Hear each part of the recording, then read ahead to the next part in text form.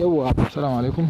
Yauwa gashi nan yanzu zan yi magana akan wani a gurguje yadda za a sai da nut ko kuma wani airdrop ma da duk ya shigo maka zuwa OKX. So yanzu muna OKX ne, da farko za ka zo asset gashi a gefen nan asset.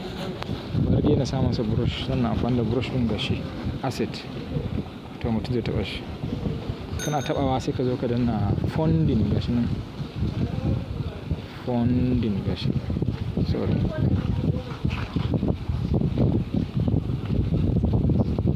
Gashi nan funding.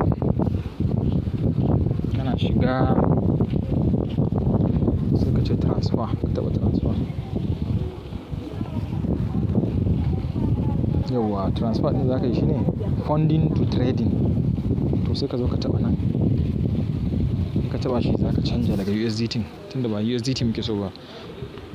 Abin da aka ba ma airdrop muke so to sai a taɓa. Misali me muke nema? Muna neman nut to amma ni bani da shi, na riga da na saida. To yanzu za mu ɗauki wannan TRX misali shine nut sai ka taɓa TRX.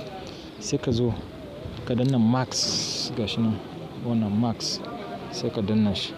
So na danna sai yanzu in danna me confirm a ƙasa. So in ka danna confirm shi kenan zai tafi. Misali gashi na danna transfer successful sai ka koma baya. Ka koma baya to kawai sai ka dawo ma nan gefen dama nan gefen hagu inda aka ce OKX ka dawo. Ya dawo fuskan abin kenan ba gashi nan nut shine a sama to nut shi za mu taɓa. Kana shiga gashi nan sai ka zo trade a ƙasa gashi inda aka ce trade ɗin nan sai ka shiga wajen. So an shiga trade da farko idan baka taɓa wannan ba za ka ga yana nan ne limit order gashi nan. Nan wajen limit order to za a taɓa shi sai a mai da shi market order. To gashi yanzu na mai da shi market order sai nan wajen zan zo in ja shi a mai da shi 100%. Ma'ana za ka yi sell kenan. Dan da farko in ka shiga kai zai nuna maka yana kan green ne buy.